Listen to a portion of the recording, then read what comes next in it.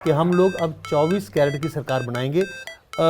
मेरा यही विश्वास है कि हम मेजॉरिटी से सरकार बनाएंगे। आम आदमी पार्टी के साथ कभी नहीं जा सकते, कांग्रेस के साथ कभी नहीं जा सकते, अकाली दल ने हमें धोखा दिया है और हम उनके साथ नहीं जा सकते। तो हमें अपना विश्वास है कि हम अपनी ही सरकार बनाएंगे। भाजपा और अकाली दल दोनों ने ही गलती कर दी है बिना गठबंधन के इस चुनाव में उतर के। डबल इंजन की सरकार हो, उसका फायदा जहां की जनता को हो, उसलिए वो भारतीय जनता पार्टी को डेफिनेटली वोट डालेंगे। कैप्टन साहब यहाँ पर उन्होंने 4.5 साल राज तो किया है ना जी। सिर्फ एक वो राष्ट्रवादी बातों को जो सपोर्ट करते थे, उसके लिए उनको अपनी गद्दी छोड़नी पड़ी। अगर पार्टी का हेड अपने सीएम की इज्जत नहीं करेगा तो वो मैसेज क्या देगा? ये क्रिकेट का मैदान नहीं है कि चौके छिक्के हमने लगाने हैं और स्कोर बनाना है। पिछली बार आम आदमी पार्टी ने एक गलती की, उन्होंने सीएम चेहरा अपना अनाउंस नहीं किया। तो कहीं भाजपा इस बार वही गलती तो नहीं कर रही है? हम लोग अपने कैंडिडेट के ऊपर चुनाव लड़ते हैं और हमारा चेहरा जो है वो बहुत स्पष्ट है। जिसके हाथ में कमल का फूल, वही हमारा चेहरा है कि भारतीय जनता पार्टी किसान हित की पार्टी है। मुझे झूठ बोलकर 2 दिन 4 दिन न्यूज़ में रहने का कोई शौक नहीं है। आदमी के सामने 3 सिचुएशन होती है किसी को तकलीफ में देखकर। पहली, छोड़ो यार क्या लेना, इग्नोर इट। दूसरी, कहीं ना कहीं रिपोर्ट कर दो यार। तीसरा, खुद काम करो, मदद करो। तो अनकट पहुंच चुका है पंजाब के होशियारपुर में।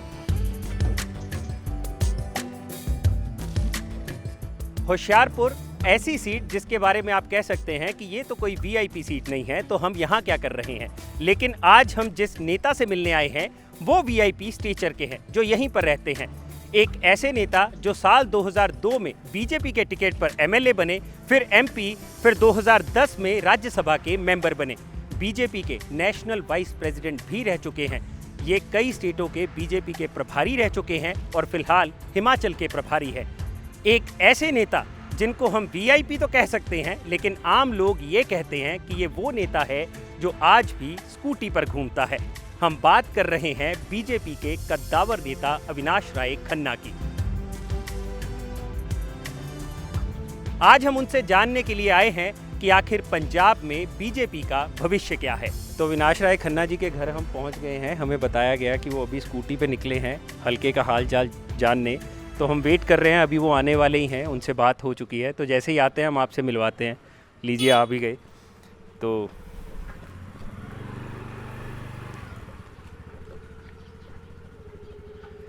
तो यहाँ पे आप जब स्कूटी पे घूमते रहते हैं तो वैसे कहते हैं कि मिनिस्टर बन जाते हैं लोग, तो उनके साथ पूरी सिक्योरिटी रहती है। तो ये कैसे, मतलब आप एकदम बिना उसके डर के निकल जाते हैं बाहर? नहीं, डर तो मुझे किसी का नहीं है, क्योंकि मैंने कोई ऐसा काम ही नहीं किया जिससे मैं डर लगे। मैंने तो जनता के बीच में रहता हूँ, जनता की सेवा करता हूँ और मुझे लोग अपने घर का ही मेंबर समझते हैं, जो मैंने एहसास किया है। तो इसलिए मैं कभी बाजार जाता हूँ, वाइफ के साथ कोई शॉपिंग करनी होती है, तो हम लोग स्कूटर पे ही यहाँ पर घूमते हैं। अच्छा खन्ना जी, हम ना चमकौर साहिब गए, वहाँ हमने चन्नी की कोठी देखी, बहुत बड़ी। लेकिन आपका घर इतना छोटा क्यों? आप भी तो मिनिस्टर रहे हैं, आप एमपी रह चुके हैं, राज्यसभा मेंबर रहे हैं। तो नेताओं के पास तो कह रहे हैं घर अच्छे अच्छे बड़े बड़े होते हैं, तो आपका घर मतलब उस लेवल पे क्यों नहीं है जैसे चन्नी जी ने बनवाया? नहीं जी, मैं तो सेल्फ मेड आदमी हूँ। मैं कोई इंस्ट्रक्टर कुछ नहीं मिला मुझे। मैंने जो कुछ बनाया है अपनी वकालत से बनाया। आपको इंटरेस्टिंग बात बताऊँ, जब मैं यहाँ पार्टी का अध्यक्ष था और लोकसभा का एमपी था, तब मैं किराए के मकान पे रहता था। तो सबसे मैंने पहले 5 मरले का एक मकान खरीदा था यहाँ पर, तो उसको बेचकर ये मकान लिया है। मतलब आप जब एमपी थे तब आपके पास अपना मकान नहीं था, आप किराए पे रहते थे? यस। तो चलिए हम बैठते हैं और आपके साथ बातचीत करते हैं सर, और जानेंगे आपसे पंजाब का पूरा हाल। तो हमारे साथ बैठे हैं अविनाश राय खन्ना जी, भाजपा के सीनियर लीडर हैं और फिलहाल अमृतसर में कैंपेनिंग का जिम्मा था इनके ऊपर, तो अभी कैंपेन करके वापस लौटे हैं होशियारपुर। तो यहीं पर हमारी इनसे मुलाकात हुई है। तो सर, पहला सवाल तो हमारा आपसे इसी को लेकर है कि भाजपा पहले 23 सीटों पे चुनाव लड़ती आई है काफ़ी वक्त से, जब से अकाली दल के साथ गठबंधन में है। एकदम से अब भाजपा 73 सीटों पे चुनाव लड़ रही है, लगभग 3 गुना से भी ज़्यादा। तो किस तरह से देखते हैं, अब क्या चैलेंजेस है पार्टी के लिए नए? सबसे पहले कार्यकर्ता की बहुत देर से इच्छा थी कि हमें 117 की 17 सीटें लड़नी चाहिए, क्योंकि जब 23 सीटें लड़ते थे तो हमारे पास स्कोप बहुत छोटा था, कम था। और फर फहराने के लिए भी जगह नहीं थी, नए लोगों को लाने की भी जगह नहीं थी। जैसे ही अकाली दल ने हमारा साथ छोड़ा तो उसी समय भारतीय जनता पार्टी के कार्यकर्ता में एक जोश आया कि इस समय हमें 117 सीटें लड़ने का मौका मिलेगा। और उसका ये बेनिफिट हुआ कि बहुत से लोग जो हैं वो हमारी पार्टी में शामिल हुए। शामिल होने के कारण उसमें एक नेतृत्व, जो लीडरशिप थी, जो वैक्यूम था, वो भी एक भरा। तो मैं समझता हूँ कि भारतीय जनता पार्टी अब 73 सीटों पर चुनाव लड़ने के साथ साथ ये भी दावा कर रही है कि हम लोग अब 24 कैरेट की सरकार बनाएंगे। ये पहली बार हुआ है। आगे हम जूनियर पार्टनर थे और 23 में से मैक्सिमम मैंने जब अध्यक्षता 19 जीती थी और इसके ज़्यादा हम जीत भी नहीं सकते थे। लेकिन आज हम लोग 73 लड़ रहे हैं तो हम सरकार बनाने के उस दावे को मजबूत समझते हैं। 24 कैरेट की सरकार की आप बात कर रहे हैं, लेकिन अभी जो सर्वेस कह रहे हैं वो ये कह रहे हैं कि अभी जो लड़ाई है फिलहाल की पंजाब में वो आम आदमी पार्टी और कांग्रेस के बीच है। फिलहाल बीजेपी उसमें कहीं बहुत पीछे नज़र आ रही है। जब बीजेपी गठबंधन की हम बात करते हैं तो फिलहाल इस चीज़ को आप किस तरह से देखते हैं? मतलब अगर आप कहीं लड़ाई में है ही नहीं तो आपके जो काडर है उसको आप किस तरह से मोटिवेट करते हैं? देखिए, मैं इस बात को कंडम नहीं करता, कंडेम भी नहीं करता, क्योंकि जब आप सर्वे करते हैं बहुत मेहनत करते हैं। लेकिन आपने जो सर्वे किया, मेहनत तो बहुत की, लेकिन उस समय सर्वे किया जब भारतीय जनता पार्टी का भी गठबंधन भी नहीं हुआ था, भारतीय जनता पार्टी ने अभी कैंडिडेट भी डिक्लेयर नहीं किए थे, और उस समय सर्वे करके आपने हमें आउट कर दिया। हम उस समय फील्ड में थे ही नहीं, तो आप कैसे कह सकते कि आपको इतनी सीट मिलेगी? आज हम फील्ड में हैं, 117 की 17 सीटों पे हमारे गठबंधन के कैंडिडेट हैं। तो आज का जो सर्वे है, आज भारतीय जनता पार्टी के नेताओं का प्रवास शुरू हो गया। आज पीएम साहब जलंधर में रैली कर रहे हैं, कल नड्डा जी आके गए हैं, उससे पहले बीके सिंह जी भी आगे गए हैं, स्मृति ईरानी जी भी आगे गए हैं, और अमित शाह जी भी कल 3 बहुत बड़ी रैलियां उन्होंने की है। इसका मतलब कि इस चुनाव को भारतीय जनता पार्टी का शीर्ष नेतृत्व बहुत सीरियस लेकर जीत की तरफ हम लोग बढ़ रहे हैं। जी बिल्कुल। तो आप कह रहे हैं कि अगर आप जीत की तरफ बढ़ रहे हैं तो आपको क्या लगता है कि इस बार पंजाब में भाजपा गठबंधन कितनी सीटों पर आगे रहेगा? मेरा यही विश्वास है कि हम मेजॉरिटी से सरकार बनाएंगे। मेजॉरिटी मतलब 60 से ऊपर तो सीटें कम से कम आपके मुताबिक आएंगी। डेफिनेटली। अगर मान लीजिए कहीं ना कहीं, क्योंकि ये एक अनुमान ही होते हैं, अगर मान लीजिए कोई ऐसी स्थिति आती भी है कि भाजपा 55 या 50 सीटों पर भाजपा गठबंधन आ जाता है, मान लीजिए, तो उस दौरान कौन सी ऐसी पार्टी है जिसको आप देखते हैं कि अगर सरकार बनाने के लिए भाजपा उसके साथ जा सकती है? देखिए, आम आदमी पार्टी के साथ कभी नहीं जा सकते, कांग्रेस के साथ कभी नहीं जा सकते जी। अकाली दल ने हमें धोखा दिया है और हम उनके साथ नहीं जा सकते जी। तो हमें अपना विश्वास है कि हम अपनी ही सरकार बनाएंगे। जो बात आपने की है, ये कुछ बातें घर में छिपी होती हैं जिसका जवाब देना बड़ा मुश्किल होता है। बिल्कुल। मैं आनंदपुर साहिब में थी, अनकट की टीम जब सर, तो हमारी वहाँ पे आनंदपुर साहिब के वोटरों से बात हुई। आनंदपुर साहिब की सीट से भाजपा के विधायक लड़ रहे हैं चुनाव, डॉक्टर परमिंदर शर्मा। तो हमेशा वहाँ की जो सीट थी वो रिजर्व भाजपा के लिए ही रही है, जब आप अकाली दल के साथ गठबंधन में भी थे। तो वहाँ पर लोगों का ये कहना था, जो सरदार जी जिनसे हमारी बात हुई, उनका ये कहना था कि वो अकाली दल सपोर्टर है। तो उन्होंने ये बोला कि कहीं ना कहीं उनके मुताबिक एज अ वोटर भाजपा और अकाली दल दोनों ने ही गलती कर दी है बिना गठबंधन के इस चुनाव में उतरकर, क्योंकि दोनों ही पार्टियां एक दूसरे की पूरक रही हैं पंजाब चुनाव में। तो उनकी स्टेटमेंट के बाद आपको लगता है कि वोटर जो है वो क्या सोच रहे हैं? क्योंकि उनका ये कहना है कि आज अगर हम भाजपा को वोट नहीं देंगे, अकाली दल की जो वहाँ से बीएसपी के कैंडिडेट है उनको वोट देंगे, तो ना वो अकाली दल को फ़ायदा होगा ना ही भाजपा को फ़ायदा होगा, क्योंकि जब क्लब ये वोट होता है तभी कोई ना कोई एक कैंडिडेट जीत पाता है। ये बात उस समय सच्ची साबित होती है जब स्टेट कॉन्टेस्ट हो, लेकिन आज जो है कॉन्टेस्ट 4 कॉर्नर है। हम भी पूरे दम से लड़ रहे हैं, आम आदमी पूरे दम से लड़ रही है, और कांग्रेस भी और अकाली बीएसपी भी। जब 4 कॉर्नर कॉन्टेस्ट है तो मैं समझता हूं कि उस समय इस बात का महत्व ख़त्म इसलिए हो जाता है कि हर कैंडिडेट अपनी अपनी जो कैडर वोट है उसको लेगा। तो भारतीय जनता पार्टी को फ़ायदा क्या होने वाला है? वो ये फ़ायदा होने वाला है कि जो हमारी केंद्र सरकार की नीतियाँ हैं, लोग चाहते हैं कि वो इन बिन जहाँ पर लागू हों, डबल इंजन की सरकार हो, उसका फ़ायदा जहाँ की जनता को हो, उसलिए वो भारतीय जनता पार्टी को डेफिनेटली वोट डालेंगे। आज हो क्या रहा है? अब ये हो रहा है कि केंद्र सरकार हमें ये नहीं देती, केंद्र सरकार हमें वो नहीं देती। अगर हम केंद्र की सरकार को जहाँ बना लेंगे तो फिर वो कोई नहीं कहेगा कि हमें ये नहीं मिलता, हम सीधा जो है वो यहाँ पर उस स्कीम को ला सकते हैं। डबल इंजन की सरकार का मतलब ये है कि केंद्र की सभी योजनाओं को वहाँ पर लागू करना और जो कुछ कमी पेशी रह जाए उसको अपनी तरफ से देना। तो 100% लोग जो हैं वो केंद्र सरकार की योजनाओं का लाभ ले सकते हैं। तो सर, आपने डबल इंजन की सरकार की बात की कि डबल इंजन की सरकार ज़रूरी है, लेकिन एक कांग्रेस का भी पुराना इंजन है जो कांग्रेस से अभी छिटक चुका है। हम बात कर रहे हैं कैप्टन अमरिंदर सिंह की। कैप्टन अमरिंदर सिंह ने 4.5 साल कांग्रेस के साथ मिलकर सरकार चलाई, कांग्रेस के वो मुख्यमंत्री रहे, लेकिन जब उनको निकाला गया तो कांग्रेस ने बोला कि वो काउंटर कांग्रेस की तरफ से ये दिया गया कि वो भाजपा के इशारों पर सरकार चला रहे थे। अब जब भाजपा के वो गठबंधन में, उनकी जो पार्टी है भाजपा के साथ गठबंधन में आ गई है, तो इस दौरान उनकी तो जो कांग्रेस की बात है कहीं ना कहीं वोटरों पे असर डाल रही होगी कि ये बात कहीं ना कहीं सच भी हो सकती है। तो आपको नहीं लगता कि उनकी पार्टी के साथ गठबंधन करके आपने कहीं ना कहीं उसी एक बात को हवा दे दी है? बिल्कुल मैं इस बात से सहमत नहीं हूँ।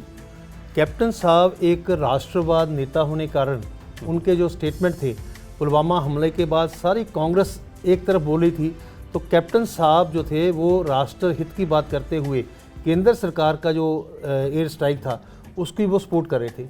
आपको याद होगा कि एक पत्थरबाज को एक कैप्टन गगोई ने अपनी जीप के ऊपर बिठाकर पत्थरबाजों को भगाया था। तो उस समय भी कैप्टन साहब ने कहा था कि देखो अगर मैं भी उस मौके पे होता तो मैं भी ऐसे करता। ये हमारा समझौता राष्ट्रवाद का है, हमारा समझौता अवसरवाद का नहीं है। हमने कभी भी अवसरवादी लोगों से समझौता नहीं किया। और कैप्टन साहब यहाँ पर उन्होंने 4.5 साल राज तो किया है ना जी। तो अभी कांग्रेस को क्या तकलीफ थी कि उनको निकालना? सिर्फ एक वो राष्ट्रवादी बातों को जो सपोर्ट करते थे उसके लिए उनको अपनी गद्दी छोड़नी पड़ी और हमने उनके साथ समझौता किया है। आज वो फिर भी पूरी राष्ट्रवाद की बात कर रहे हैं। बिल्कुल। तो कांग्रेस में जो अभी कला चल रही है, जैसे कि नवजोत सिंह सिद्धू हैं या एक तरफ चरणजीत सिंह चन्नी है, तो इस कला को किस तरह से देखते हैं कि क्या इस कला का भी कोई फ़ायदा भाजपा को मिलेगा चुनाव में? फ़ायदे से पहले मैं पंजाब का नुकसान सोच रहा हूँ। देखिए, एक मुख्यमंत्री कॉन्स्टिट्यूशनल पोस्ट होती है, हम सब जानते हैं, और एक पार्टी का अध्यक्ष वो एक पार्टी का हेड होता है, सब जानते हैं। लेकिन अगर पार्टी का हेड अपने सीएम की इज्जत नहीं करेगा तो वो मैसेज क्या देगा कि अगर सीएम की इज्जत नहीं है तो जनता को क्या कहेगा, कैडर को क्या कहेगा कि सीएम की इज्जत करनी कि नहीं करनी। तो इस कला का सबसे बड़ा नुकसान जो है वो पहले कांग्रेस को है। फिर एक पॉलिटिकल मैसेज जो है वो ये है कि उन्होंने जनता के बीच में एक अविश्वास जो है पॉलिटिकल लोगों के लिए पैदा कर दिया है कि कुर्सी ही सब कुछ है, पद जो है उसकी गरिमा को मतलब मैं समझता हूँ तार तार इन्होंने कर दिया है। आज जो इनका बयानबाजी है वो भी हम सब देखते हैं किस ढंग से वो, ये क्रिकेट का मैदान नहीं है कि चौके छिक्के हमने लगाने हैं और स्कोर बनाना है। ये बानी के ऊपर संयम रख के जनता को मैसेज देने वाली बात है। एक नेता का मैसेज जो है वो क्या होना चाहिए, इन दोनों में वो बात नहीं है। तो इसलिए जो ये इनकी लड़ाई है, कला है, इसका नुकसान पॉलिटिकल सिस्टम को भी है और पंजाब को भी है। जी, आम आदमी पार्टी धीरे धीरे पंजाब में अपनी जो ज़मीन है वो बढ़ाती चली जा रही है। पहले भी पिछले जो चुनाव थे उसमें भी दूसरे नंबर की पार्टी रही, और इस बार कहीं ना कहीं जो सर्वेज अभी बता रहे हैं वो यही इसी और इशारा कर रहे हैं कि 19-21 की लड़ाई होगी और आम आदमी पार्टी को इस पर काफ़ी और सीटों का गेन भी होने की उम्मीद है। तो आपको नहीं लगता कि जो ज़मीन भाजपा के लिए, जिस ज़मीन को भाजपा काफ़ी वक्त से एक तरह से फर्टाइल कर रही थी, उस पर आज आम आदमी पार्टी ने अपना बीज लगा दिया जो कभी पौधा बन सकता है पंजाब? बिल्कुल नहीं, क्योंकि वो बात कर रहे हैं दिल्ली मॉडल की। दिल्ली मॉडल की मैं एक एग्जांपल दूंगा। अभी चुनाव के समय में उन्होंने क्या किया कि उन्होंने 21 ड्राई डे जो थे उसको 3 पे ले आए, 18 ड्राई डे कम कर दिए। इसका मतलब शराब को ज़्यादा बेचना चाहते हैं। ठेकों की संख्या हज़ारों में बढ़ा दी और ये कहा था कि यहाँ पर महिलाएं ठेके का विरोध करेंगी, शराब के ठेके का, वहाँ ठेका नहीं लगाएंगे, वहाँ भी ठेका लगा दिया। तो क्या जो पंजाब ऑलरेडी ड्रग्स माफिया से ग्रस्त है, वहाँ पर फिर वो दिल्ली का मॉडल लाकर इस पंजाब को और ग्रस्त करना चाहते हैं? इसलिए जनता जो है वो बहुत अवेयर है कि हम दिल्ली का मॉडल आम आदमी पार्टी का नहीं चाहते। दूसरी बात, मान लो गलती से पंजाब के लोग गलती करके आम आदमी पार्टी को सरकार दे देते हैं, तो जो हमारे पानियों के मसले हैं जिसके ऊपर हमेशा लड़ाई रही है, क्या वो सारा पानी फिर दिल्ली लेके जाएंगे? कौन रोकेगा उनको? ये भी जनता के मन में सेंटीमेंटल अप्रोच है कि हम आम आदमी पार्टी को यहाँ पर नहीं बैठाना चाहते, क्योंकि हमारे जो बच्चे हैं उनको ये माफिया की तरफ ले जाएंगे, ड्रग्स की तरफ लेके जाएंगे, ऐसा हम उनको करने नहीं देंगे। दूसरी बात, आपने रवनीत बिट्टू का एक बयान सुना होगा, उन्होंने कहा कि हमने तो 47 लोग अपने ही यहाँ भेजे हुए हैं, आम आदमी पार्टी में भेजे हुए हैं। तो इसका मतलब क्या ये लोग मैच फिक्स करके लड़ाई तो नहीं लड़ रहे कि हम आधे बंदे वहाँ भेज दें, आधे बंदे वहाँ भेज दें? ये बात भी जनता के ध्यान में, इनके जो बयान आ रहे हैं ना वो भी इनके ध्यान में है, इनका कंडक्ट भी जनता के ध्यान में है। दूसरी बात, पिछली बार लहर थी, आप सब लोग कह रहे थे, पत्रकार, ये आम आदमी पार्टी आई, लेकिन वो चले गई, नहीं आई, कांग्रेस आ गई। क्यों? क्योंकि इनके संबंध जो थे वो देश विरोधी ताकतों के साथ इस्टेब्लिश हुए। आज भी लोगों को वो बात भूली नहीं है। पंजाब की जनता यहाँ पर फिर वो काले दिन नहीं देखना चाहती, जिनके कारण हमने 10-15 साल पंजाब जो है पीछे गया है। तो मैं डेफिनेटली कहता हूँ कि पंजाब में लोग डबल इंजन की सरकार को ही लाएंगे। जितने भी लोग हैं पंजाब के, वो ये कहते हैं कि पिछली बार आम आदमी पार्टी ने एक गलती की, उन्होंने सीएम चेहरा अपना अनाउंस नहीं किया। तो कहीं भाजपा इस बार वही गलती तो नहीं कर रही है? आप क्योंकि भाजपा ने अभी तक अपना सीएम चेहरा अनाउंस नहीं किया, और जिस फैक्टर को कांग्रेस भुना चुकी है, दलित फैक्टर को, उसी फैक्टर पे भाजपा भी कहीं ना कहीं जा रही है कि अगर कल को हमारा सीएम कैंडिडेट होगा तो दलित होगा। तो ये दोनों चीज़ें, आप दोनों तरफ कहीं गलती में भाजपा उस चीज़ में तो नहीं फंस रही है, उस ट्रैप में जो जहाँ पे ये पार्टियाँ फंसाना चाह रही हैं? देखो, बाकी सारी पार्टियाँ जो है ना, उनका कैडर कोई नहीं है, कोई प्रोग्राम नहीं है। Bharatiya Janata party cadre based party है, बूथ से लेकर राष्ट्रीय अध्यक्ष तक हमारा एक कैडर है जी। तो हमारा जो एक संविधान है उसके मुताबिक जो सीएम होता है वो लीडर ऑफ द हाउस होता है, उसको चुनने का अधिकार, जिसको ग्रुप लीडर कहते हैं, वो एमएलएज को ही होता है। जब विधायक दल की बैठक होती है, विधायक दल का नेता चुनने का अधिकार विधायकों को होता है, वो अपना नेता चुनते हैं, उसके ऊपर पार्लियामेंट बोर्ड जो है मुहर लगाता है। तो हम लोग अपने विचार के ऊपर, हम लोग अपने काम के ऊपर, हम लोग अपने चिन्ह के ऊपर, हम लोग अपने कैंडिडेट के ऊपर चुनाव लड़ते हैं, और हमारा चेहरा जो है वो बहुत स्पष्ट है, जिसके हाथ में कमल का फूल वही हमारा चेहरा है। इसलिए जो आपने बात कही है कि भगवंत मान जी को कैंडिडेट अनाउंस कर दिया है, आप लोगों ने उसके किरदार के बारे में बहुत बात की है, बहुत, आज भी लोगों के पुराने वीडियो उनके शेयर कर रहे हैं। मैं इसलिए व्यक्तिगत कोई बात नहीं करना चाहता। चन्नी जी की बात ले लें, बार बार कहना कि हमने एक गरीब व्यक्ति को जो है वो सीएम बना दिया। अभी आप उसके घर पे जाके आए हो तो महल नुमा घर, तो फिर कहा नहीं, गरीब परिवार के व्यक्ति को। इसका मतलब जो बंदा गरीब परिवार में पैदा होकर करोड़ों रुपए का मालिक बन गया, वो फिर गरीब नहीं हुआ। उसने कैसे पैसा कमाया, कैसे वो यहाँ पहुँचा, ये जनता उसका जवाब चुनाव में मांगेगी। एक चीज़ मेरा आपसे सवाल है कि पीएम मोदी की रैली हुई पिछले दिनों और वहाँ पे सिक्योरिटी ब्रीच हुआ। सिक्योरिटी ब्रीच के दौरान बड़ा वाद विवाद हुआ पंजाब सरकार और सेंट्रल सरकार के बीच में। तो आप उस पूरे मुद्दे को किस तरह से देखते हैं? क्योंकि पंजाब सरकार का तो ये स्टैंड है कि सिक्योरिटी ब्रीच था ही नहीं, ये सारा स्टेज किया गया भाजपा की तरफ से। तो ये जो सारा मुद्दा है सिक्योरिटी का पंजाब में, इसको आप किस तरह से देखते हैं? सबसे पहले मैं आपको थोड़ा सा पंजाब के कल्चर के बारे में बताना चाहता हूँ। अभी आप आए, ठीक है ना, तो आपको आते पानी मिला, चाय मिली, नमस्ते हुई। तो हमारे पंजाबियों में एक कल्चर है कि जब कोई गेस्ट आता है तो उसका स्वागत हम लोग भंगड़े डालकर, ढोल बजाकर करते हैं, कभी भी निराश करके हम लोग नहीं भेजते।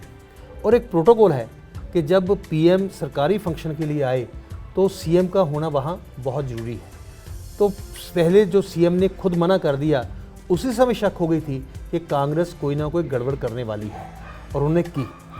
आज पीएम यहाँ आए हुए हैं तो उनको जो प्रोटोकॉल है उसके मुताबिक जहाँ उनको नहीं उड़ने दिया, तो आज वो दोनों हाथों से पीट रहे हैं कि हमें नहीं करने दिया। जब वो प्रोटोकॉल आप खुद फॉलो नहीं करते जी, तो दूसरे को सबक सिखाते हैं, तो कितना बड़ा नुकसान उन्होंने उस समय पंजाब का किया है। वो आज इतनी कुछ घोषणाएं पंजाब के लिए हो जाती और उसका काम भी शुरू हो जाता, जिसको उन्होंने डिले करवा दिया। इसका खमियाजा चुनाव में जरूर भुगतना पड़ेगा। किसान आंदोलन की बात करते हैं, काफ़ी बड़ा मुद्दा रहा है पिछले 1-1.5 साल में। बाद में वो सारे बिल्स वापस भी लिए गए प्रधानमंत्री दोबारा। तो मैं सिर्फ एक चीज़ आपसे पूछना चाह रहा हूँ कि किसान आंदोलन का पंजाब में भाजपा की जो राजनीति रही है, कोर वोटर की या जैसे भी, उस पर क्या असर पड़ा है? सबसे पहले मैं आपके द्वारा जनता से एक निवेदन करना चाहूँगा कि भारतीय जनता पार्टी किसान हित की पार्टी है। हमने किसान को बिन मांगे वो दिया जो कभी भी किसान ने उसके बारे में ना मांगा था ना सोचा होगा। अटल जी की बात करें तो उस समय किसान को 100, 200, 500 रुपये खर्चने के लिए किसी न किसी की तरफ देखना पड़ता था और फिर ज़्यादा पैसे मोड़ने पड़ते थे। तो अटल जी ने उस समय उनके लिए किसान क्रेडिट कार्ड योजना शुरू की। मोदी जी आए, उन्होंने किसान सम्मान निधि शुरू की, नीम कोटेड यूरिया शुरू किया, सॉइल हेल्थ कार्ड शुरू किया और क्रॉप इंश्योरेंस शुरू किया। तो ऐसी बहुत सी स्कीमें ताकि किसान की जो आमदन है उसको डबल करने का निर्णय लेकर उसके कदम बढ़ाने शुरू किए। एमएसपी का फार्मूला तय कर दिया। ये तो आपको याद होगा, आपने भी कवर किया होगा, किसान जब फसल पकती थी तो सड़कों पे आके एमएसपी मांगता था। फिर कांग्रेस की सरकारें मजाक करती थी, 10 रुपये बढ़ा दिए, 20 रुपये बढ़ा दिए, मैक्सिमम 50 रुपये। आज परमानेंट फार्मूला उसका बना दिया है। लेकिन जो किसान आंदोलन हुआ उसका मैं कहता हूं कि गलतफहमी, मिसअंडरस्टैंडिंग और कुछ लोगों ने उन लोगों को हाईजैक करके केंद्र सरकार के खिलाफ एक वातावरण बनाने की कोशिश की। लेकिन मैं धन्यवाद करता हूं देश के प्रधानमंत्री का, उन्होंने किसी को ब्लेम नहीं किया। उन्होंने यही कहा कि हम शायद अच्छे काम को समझा नहीं पाए, तो इसलिए हम उसको वापस लेते हैं। तो मैं समझता हूं कि किसान अब महसूस करता है कि जो काम है केंद्र सरकार ने किए हुए, इन कामों का आज उनको फ़ायदा मिल रहा है। फिर भी ना तो देश के प्रधानमंत्री ने किसान सम्मान निधि रोकी, ना उनकी कोई स्कीम को रोका। आज उसी तरह किसान के सम्मान के लिए बात करते हैं। मैं फिर एक धन्यवाद करता हूँ कि उन्होंने पंजाबियों का जिस ढंग से मान सम्मान रखा, वो बात भी पंजाबी नहीं भूल सकता। आज वो लोग फील कर रहे हैं। हम लोगों के बीच में जाके जब बात करते हैं कि ये 10 बातें हमने आपके लिए की हैं, तो वो समझते हैं। अब एक छोटी सी एग्जांपल है, गांव में जाते हैं तो मैंने जो डबल इंजन की बात कही है, तो मैंने कहा कि पंजाब में क्रॉप इंश्योरेंस किन लोगों की हुई है? किसी की नहीं हुई। सॉइल हेल्थ कार्ड किसका बना है? किसी का नहीं बना। क्यों? क्योंकि जहाँ की सरकारें जो हुई वो किसान हित में नहीं थी। अविनाश राय खन्ना जो है वो लाइमलाइट से इतना दूर क्यों रहते हैं? मैं लोगों के दिल में रहता हूँ। आप किसी न किसी कारण मेरे पास आए होंगे। अगर आप मेरे पास दूर से आ सकते हैं तो ऑलरेडी मैं लाइमलाइट में हूँ। देखिए, अब हर बंदे का अपना एक स्टाइल होता है। मैं राजनीति को एक सेवा का माध्यम मानता हूँ और मेरा मन है कि उस सेवा के माध्यम से आगे बढ़ा जाए और कम से कम मैं किसी का मन ना दिखाऊं, ये मेरी एक भावना रहती है। और मुझे झूठ बोलकर 2 दिन 4 दिन न्यूज़ में रहने का कोई शौक़ नहीं है। जो सच्चाई है वो अपने आप आगे आती, आज नहीं कल आ जाएगी। तो मेरा सिर्फ एक ही मकसद है कि मैं किसी न किसी ढंग से पार्टी और जनता की सेवा करता रहूं, यही मेरा मकसद है। एक आपको लेकर ना बहुत पुरानी बात है कि जब आप विधायक हुआ करते थे, कोई इंसिडेंट हुआ था जूते पॉलिश करने वाला। वो क्या बात थी? वो बड़ी मज़ेदार, किसी ने मुझे किस्सा सुनाया था, हम आपसे सुनना चाहेंगे। देखिए, ऐसा है कि आदमी के सामने 3 सिचुएशन होती है किसी को तकलीफ में देखकर। पहली, छोड़ो यार क्या लेना, इग्नोर इट। दूसरी, कहीं ना कहीं रिपोर्ट कर दो यार। तीसरा, खुद काम करो, मदद करो। तो जो मेरे गढ़शंकर से होशियारपुर की रोड थी 38 किलोमीटर, उसका बहुत बुरा हाल था। इतना बुरा हाल था, साइकिल चलना भी मुश्किल था। तो पहला मेरा काम था मैं कहीं इस बात को रिपोर्ट करूं। असेंबली में क्वेश्चन दिया मैंने, तो सरकार ने उसका जवाब दिया कि हमारे पास पैसा नहीं है, जब पैसा होगा सड़क बना देंगे। तो वहाँ के उस समय के पीडब्ल्यू मिनिस्टर वो भी इधर से गुजरते, उन्होंने कहा कि मैंने भी रास्ता बदल लिया है अपना, इस सड़क का बहुत बुरा हाल है। तो मैंने फिर दूसरा क्वेश्चन किया था कि अगर आपने इस डेट तक वो सड़क नहीं बनाई तो मैं आपके लिए बूट पॉलिश करके पैसे इकट्ठे करूँगा और फिर आपको दूंगा, फिर सड़क बना देना। तो मैंने गढ़शंकर से वो बूट पॉलिश मुहिम शुरू की। 13 दिन लगातार मैं बूट पॉलिश करता रहा और 3 दिन बाद सरकार झुकी और सड़क को रिपेयर करना शुरू कर दिया। तो फिर मेरे साथियों ने कहा कि अपना मकसद पूरा हो गया है, बंद करते हैं। मैं कहा नहीं, ये कांग्रेस की सरकार है, जैसे हमने जूते पॉलिश करने छोड़े, जब सड़क छोड़ देगी, तो 13 दिन वहाँ रिपेयर हुई।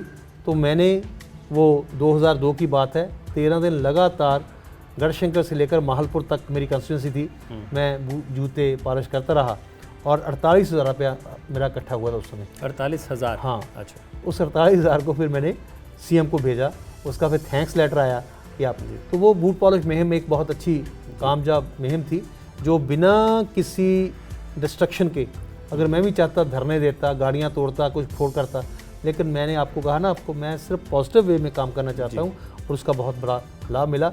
आपने भी 18-20 साल बाद फिर याद रखा उसको। ये 2002 की बात है जब मैंने ये मुहिम छेड़ी थी। तो अच्छी बात जो होती है वो लोग याद रखते हैं। खैर अच्छी बात है। तो ये हैं हमारे साथ अविनाश राय खन्ना जी, जिनसे हमने इनके बारे में बात की, पार्टी के भविष्य के बारे में बात की बीजेपी के, और साथ ही हमने पंजाब की राजनीति पे भी बात की। और ये अपना कोई भी काम अधूरा नहीं छोड़ते, इनका ये कहना है, और बिल्कुल गांधीवादी तरीके से उसको पूरा करते हैं। अब देखना ये होगा कि इनको जो जिम्मेदारी पंजाब में दी गई है और जिस तरह से पंजाब में भाजपा के ग्राफ को इन जैसे सीनियर लीडर्स आगे लेकर जाना चाहते हैं, वो काम पूरा हो पाता है या नहीं। धन्यवाद सर हमारे साथ जुड़ने के लिए। बहुत बहुत धन्यवाद।